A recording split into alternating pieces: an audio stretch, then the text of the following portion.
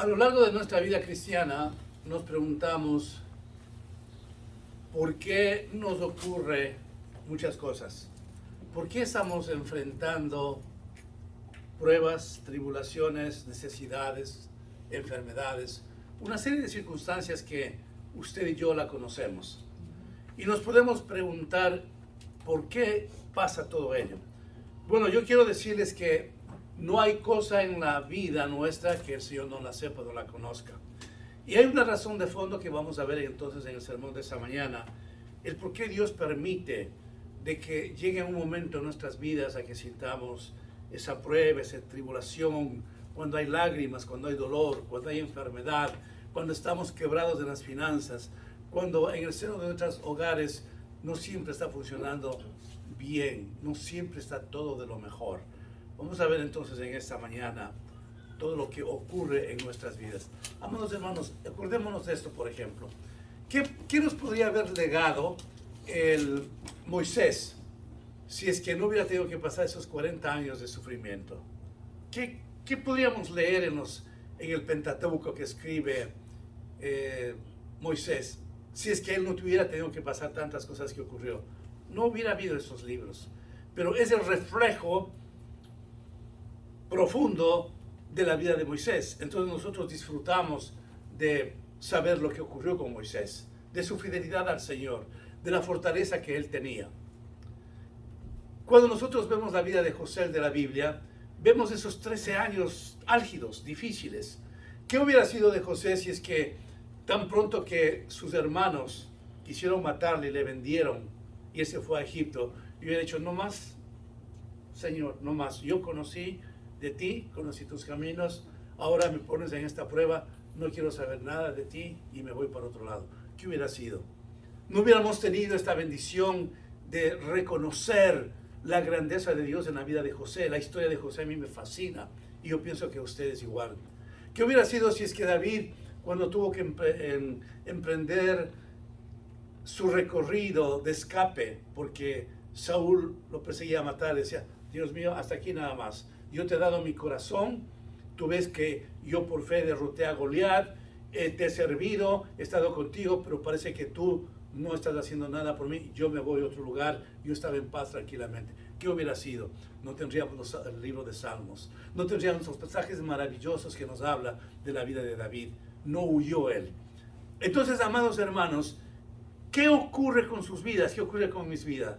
Cuando el Señor permite que pasemos esa prueba, esa tribulación, es porque el Señor en primer lugar está edificando su vida y la mía. Está consolidando la fe en usted y en mi persona. Amén. ¿Para qué? Para que algún día usted comparta lo que le pasó. Recuerden ustedes, amados hermanos, en tiempos atrás, cuando mis hermanos de Venezuela pasaban al frente a dar sus testimonios, ¿no le impactó a usted? A mí sí. El saber cómo los hermanos con toda firmeza pudieron sortear todo este tipo de problemas que posiblemente usted y yo no la pasamos, pero el que sí lo pasaron, cómo esta iglesia fue edificada a través de los testimonios. Y entonces cuando ustedes pasaron toda esa serie de pruebas, ¿qué hacen? Se sienten complacidos, se sienten contentos, se sienten alegres. Y después de todo lo que ha ocurrido, ¿qué sucede en el interior de nuestras vidas? Que tenemos ese deseo de compartir la palabra con otras personas. Y cuando una persona, un hermano en Cristo, un familiar, está pasando situaciones adversas, nosotros entonces le decimos, pero tranquilo, tú estás pasando eso, déjame te convence lo que a mí me pasó. Y usted empieza a enumerar esos tiempos difíciles, de lágrimas, de situaciones adversas. Y entonces está consolando, que es lo que vamos a ver en esta mañana. Está consolando. Yo recuerdo que en el tiempo de mi enfermedad, por allá por 2018, llegó un enfermero. Yo tenía todos los días un enfermero que vaya a curarme mi herida. Y yo decía, ¿cómo ve mi herida? Porque verdaderamente me dolía, ¿no?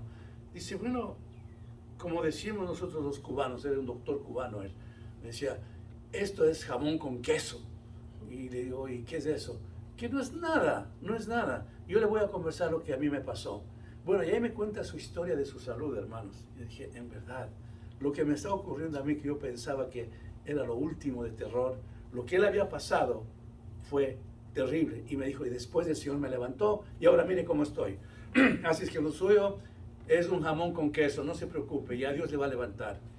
A veces, hermanos, creemos de que esas situaciones álgidas que tenemos que pasar, que así lo ponemos ese título de álgido, cuando transcurre el tiempo nos damos cuenta y decimos, Señor, yo estuve pasando eso, pero qué bueno que eres que tú me diste la fortaleza, me diste los recursos para salir de esta situación y ahora he obtenido lo que ha deseado mi corazón. Y cuando usted está mirando a otra persona que está afligida, que está en el llanto, que está en el dolor, que está pasando una situación adversa, ¿qué hace usted? Dice, tranquila, tranquilo, mira lo que me pasó a mí, yo te voy a conversar. Entonces el Señor, el Espíritu Santo, abre nuestras bocas y empezamos a testificar las situaciones que hemos tenido que pasar.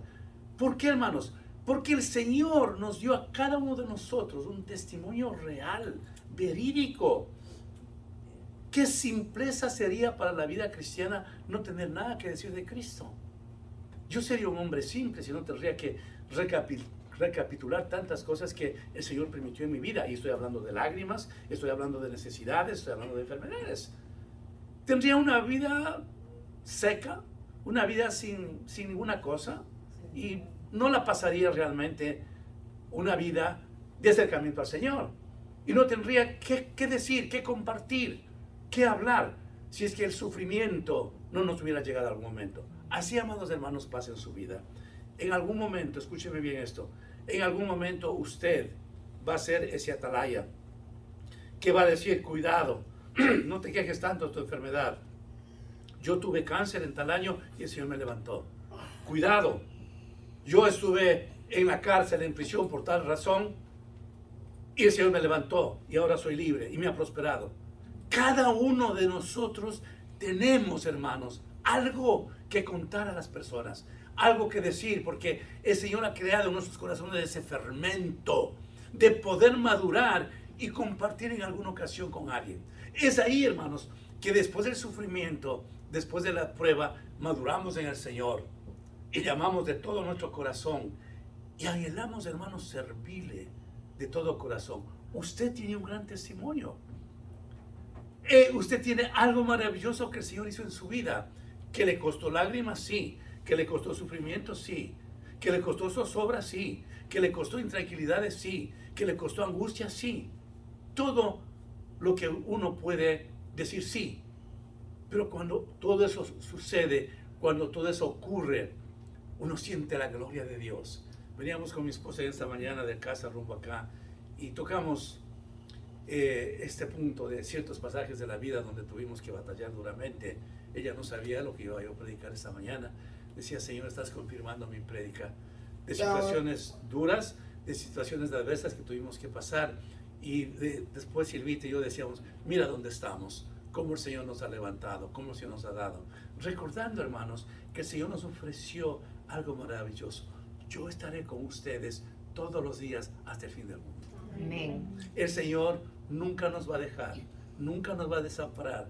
Cuando veamos que no hay puerta de salida en ese túnel totalmente oscuro, cuando parecería que las probabilidades de la vida para vivir en mejores horizontes no se da, ahí el Señor surge, hermanos. Por eso es importante, amados hermanos, bajar la guardia y decir, Señor, ya no puedo más. Cuando nos rendimos, hermanos, ya estamos nuestras manos también para rendirnos, el Señor viene y nos asiste. Así es que el Señor en esta mañana quiere revisar nuestros corazones para ver cómo estamos en esta área. Y vamos a ver entonces en la epístola de San Pedro, de San Pablo, en la segunda carta a los Corintios. Voy a repetir, la segunda carta de San Pablo a los Corintios, y vamos a ver rapidito entonces en el capítulo número 1, lo que nos quiere hablar en este momento el Señor, en esta mañana.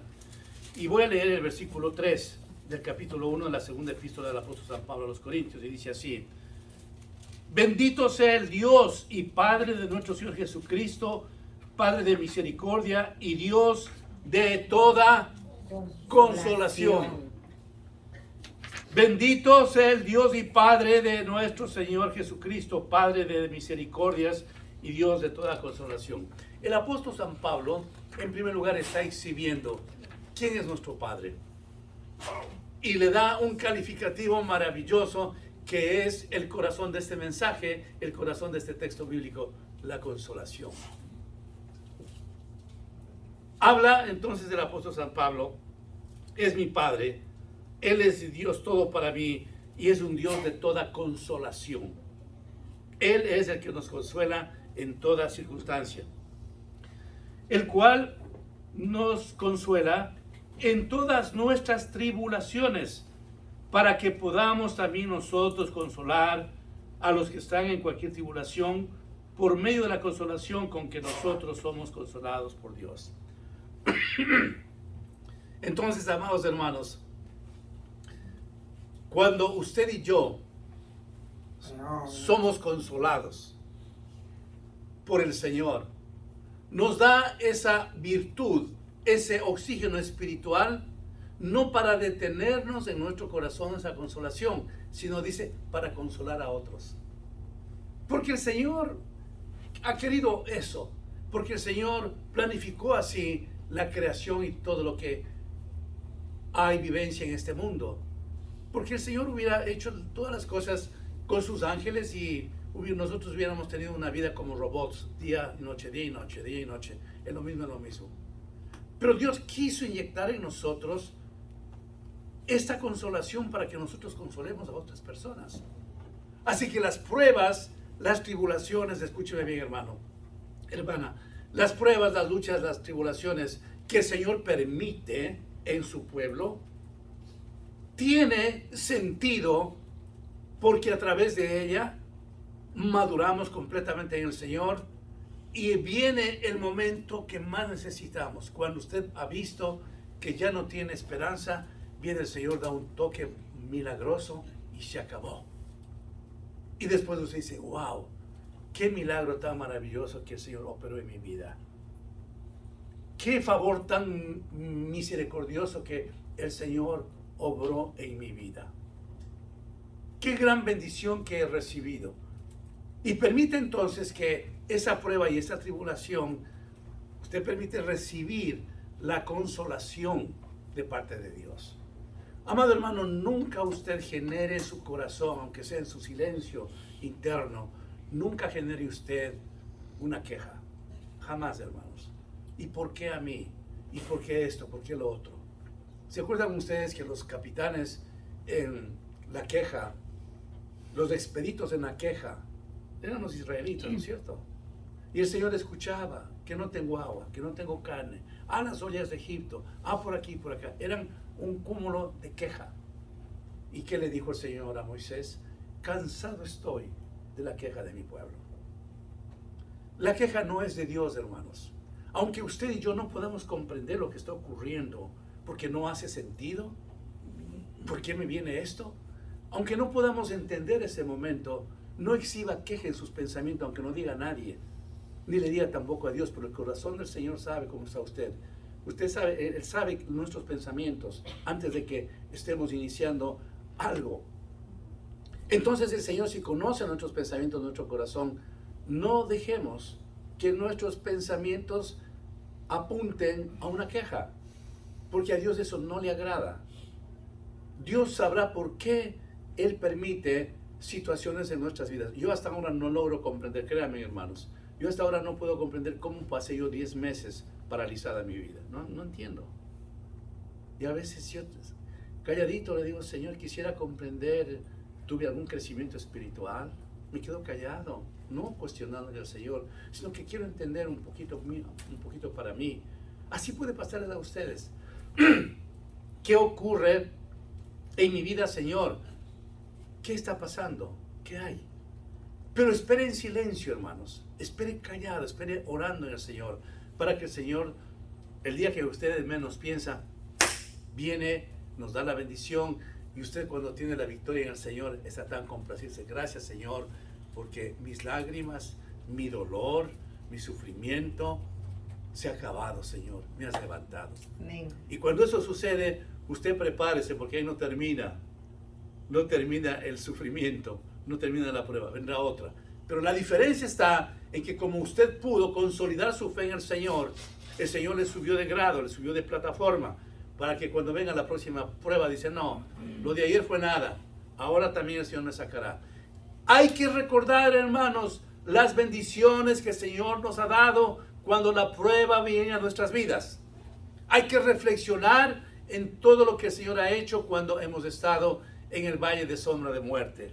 Cuando nosotros, hermanos, recordamos todos esos episodios de dónde el Señor nos sacó, qué hizo el Señor en nuestras vidas, estamos complacidos, tenemos fortaleza y hacemos lo que la palabra del Señor nos dice, que si es que Él nos consuela, es para que nosotros consolemos a otras personas.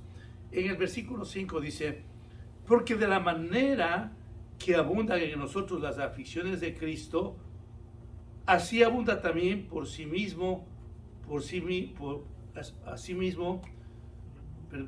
voy a leer otra vez, porque de la manera que abundan en nosotros las aflicciones de Cristo, así abunda también por el mismo Cristo nuestra gran consolación. O sea, el Señor está apuntando muy claramente de que la consolación viene del Señor. Y si es que el Señor nos está consolando, está dándonos la fortaleza suficiente. Y ahí viene el Salmo 18, por ejemplo. Te amo, oh Jehová, fortaleza mía, roca mía, castillo mío. Mi libertador, oh Dios mío.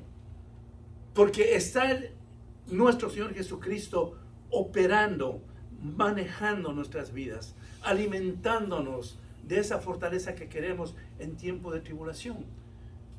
Pensemos un momento, amados hermanos. Si nosotros tenemos un Dios que solamente nos aflige y pasamos siempre en la amargura, en el dolor, en la soledad, en los problemas difíciles, todo el tiempo pasamos así, como que empezaríamos a inquietarnos, ¿qué está realmente ocurriendo?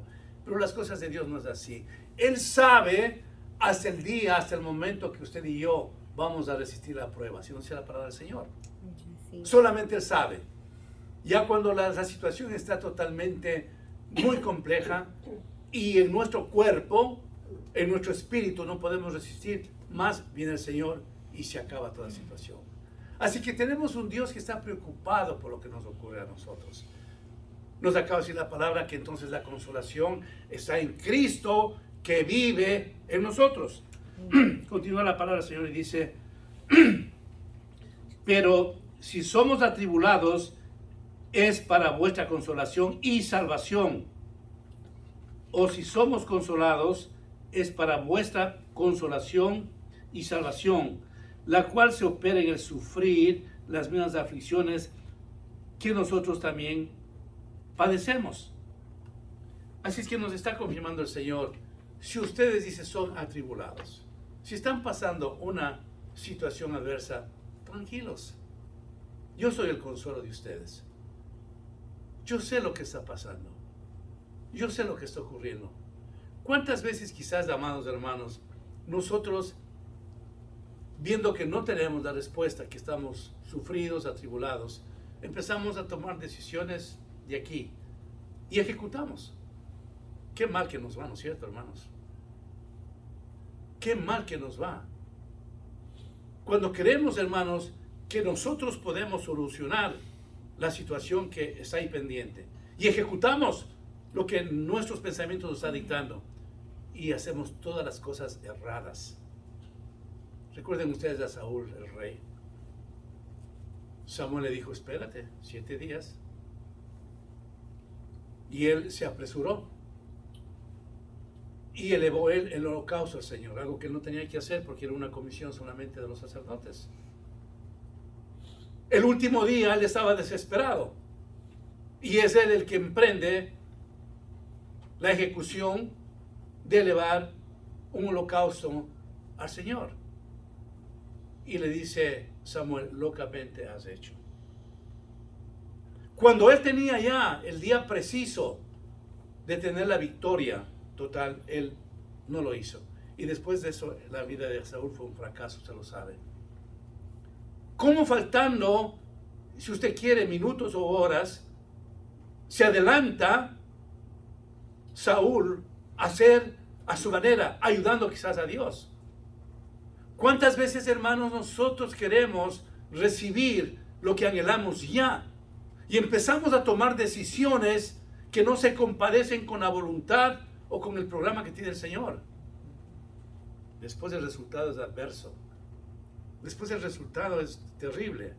Y nos damos cuenta que nosotros entramos en una posición de querer ayudar al Señor. Y eso no quiere el Señor, hermanos. Quiere que nosotros esperemos. Amados hermanos, es que el Señor podría establecer un tiempo. La prueba número 1 es igual a 30 días. La prueba número 2 igual a 60 días, etcétera, etcétera. Sería maravilloso. Pero así no es como funciona el Señor. El Señor funciona a través de la fe. Nosotros caminamos no por vista, sino por fe. Así dice la palabra del Señor. Entonces, si caminamos por fe, tenemos que hasta las últimas consecuencias de lo que nos está ocurriendo, esperar en el Señor. No tome decisiones que le van a perjudicar. No tome decisiones prontas. Espere en el Señor. Pacientemente esperé yo en Jehová, dice el salmista. ¿Cuánto daño he hecho yo en mi vida cristiana en muchas ocasiones por apresurarme a tomar las decisiones que yo pensaba venía de Dios? A veces uno piensa que lo que va a hacer es perfecto. Y sí, eso yo creo que a Dios le va a agradar. No, no es así. Y cuando entonces hacemos esas decisiones o tomamos esas decisiones y ejecutamos esas decisiones, nos va tan mal, hermanos, que realmente nos quedamos afligidos y nos quedamos peor que antes. Pero cuando sabemos esperar como soldados de Cristo, con toda valentía, con toda fe, Señor, ya lo vas a hacer. Ya lo vas a hacer, Señor. ¿Cuántas cosas efímeras, terribles? Regreso nuevamente a José le pasó, hermanos. Era como para decir, ya basta. Me venden mis hermanos, llego a esta casa de Potifar, me porto de lo mejor, prospera esta casa. Esta mujer de Potifar me ofrece cometer el pecado de adulterio, renuncio. Y por renunciar al pecado, ahora estoy en la cárcel, Señor, ¿qué es esto? Muy fácil para poder cuestionar. Pero aún en la cárcel él glorifica al Señor, hermanos. Y tiene que esperar realmente 13 años para ser el número 2 en comando de todo el imperio de Egipto. Cuando nosotros, hermanos, nos sometemos a la voluntad de Dios y entendemos que esa prueba algún día se va a acabar y esperamos que el Señor venga a hacer lo que Él quiere, entonces somos bendecidos. En el versículo 7 dice: y nuestra esperanza respecto de vosotros es firme, pues sabemos que así como sois compañeros de las aflicciones, también sois en la consolación. Porque, hermanos, no queremos que ignoréis acerca de nuestra tribulación que nos sobrevino en Asia, pues fuimos abrumados sobremanera, más allá de nuestras fuerzas, de tal modo que aún perdimos la esperanza de conservar la vida. Mire cómo el apóstol San Pablo dice: estuvimos en una prueba tan trágica, tan grave, que dijimos, vamos a perder la vida. Pero ¿qué hace el apóstol San Pablo? Espera. La vida de él estaba realmente en un hilo para perder su vida. Él anuncia y nos dice claramente las condiciones que él estaba. En una situación álgida, difícil. Habíamos perdido toda esperanza. Mire cómo la palabra del Señor es clarísima. No nos pasa eso muchas veces, amados hermanos, como que hemos perdido ya la esperanza, como que ya todo está oscuro totalmente, como que parece que ya nada se va a dar. Ya, se acabó todo. La postura de Pablo estaba en estas condiciones. Dice, nosotros ya lo que esperábamos es la muerte. Ya no podíamos más. De una forma abrumadora ha venido esta prueba, esta situación a nuestras vidas. Ya no podemos más. Pero después del apóstol San Pablo nos dice en el versículo 9: pero tuvimos de nosotros mismos sentencia de muerte, para que no confiésemos en nosotros mismos, sino en Dios que resucita de los muertos, el cual nos libró y nos libra y en quien esperamos que aún nos librará de tan grande muerte. Pero tuvimos en nosotros mismos la sentencia de muerte. Ellos estaban, Pablo y sus compañeros de milicia estaban dispuestos a morir. Pero surge una esperanza tan tremenda, dice, para que no confiésemos en nosotros mismos, sino en Dios que resucita de los muertos. Estaba el Señor enseñándole a Pablo, enseñándole a sus colegas de que hay que confiar en el Señor. Nosotros sabemos el resto de la historia de Pablo, ese varón que se traduce a una atalaya de primera, el hombre que trabaja arduamente por el Señor. Qué precioso será algún día encontrarnos con Pablo en el cielo y decir: Pablo, quiero conversar un momentito contigo. Cuéntame de todo lo que tú pasaste allá en la tierra. Será una bendición grande, hermanos. Pablo se constituye en el baluarte del Evangelio. Va donde los gentiles, predica a los judíos. Muere con una muerte de tragedia, con su cabeza para el suelo, porque dijo: yo no soy digno de morir en la misma posición de Cristo. Prefiero que me maten, que me crucifiquen, pero con la cabeza para abajo. ¡Qué varón! Pero nos deja unas cartas frescas de consuelo y de esperanza a los hijos de Dios. Amén. En esta mañana, hermanos, yo quiero que usted identifique su problema, su tribulación, su situación, y que espere en las cosas del Señor. Que no quiera usted tomar decisiones que no sea la voluntad del Señor. Espere. La vida cristiana es una escuela constante en que Dios nos está enseñando cada día cómo tenemos que comportarnos.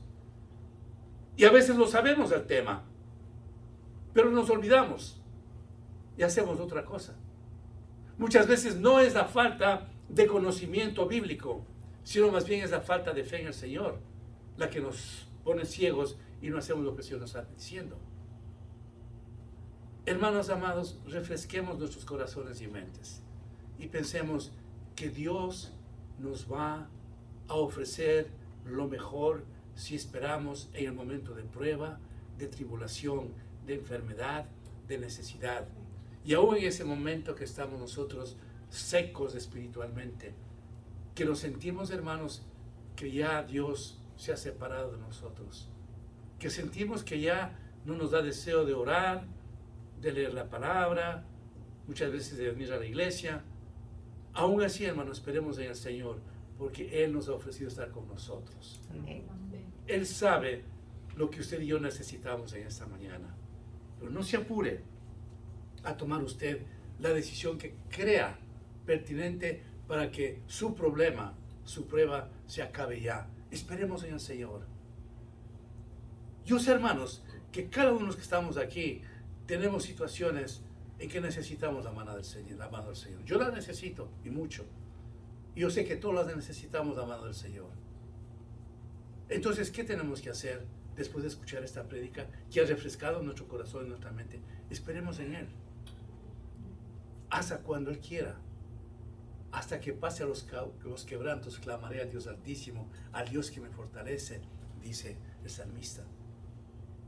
Mientras usted y yo esperemos en las cosas de Dios, vamos a estar convencidos de que en ese tiempo Dios va a darnos la paz que necesitamos, la consolación de Cristo que vive en nuestros corazones. Amén, hermanos. Amén. Inclinen sus rostros, oremos, hermanos. Padre bendito, te adoramos, te bendecimos y te damos gracias, Señor. Tú eres nuestro Padre de consuelo y de esperanza.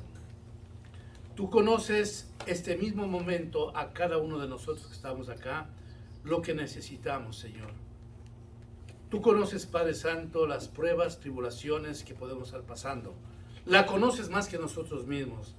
Por eso yo te dejo tu altar en tus manos para que tu gracia, tu paz, tu amor, tu misericordia nos alcancen a nuestras vidas, Señor. Necesitamos de tu ayuda, Padre. Pero no vamos a dar pie atrás. Pero no vamos a cuestionar. Pero no vamos a quejarnos. Sencillamente en esta mañana dejamos en tu altar, en tus manos, todo lo que nos está ocurriendo. Que necesitamos de ti, Señor. Tu misericordia, tu provisión, tu sanidad, tu amor, tu guía, tu perdón, Señor. Necesitamos de ti, Padre Santo, todo, porque reconocemos lo que tú nos has dicho en tu palabra. Sin mí, nada podéis hacer. Somos un pueblo necesitado y venimos donde ti, porque tienes tu palabra de vida eterna. Gracias, Señor. Te adoramos y te bendecimos en el nombre de Jesús. Amén. Mi hermana Wanda, pase adelante, por favor. Vamos a continuar alabando al Señor con nuestros diezmos y ofrendas.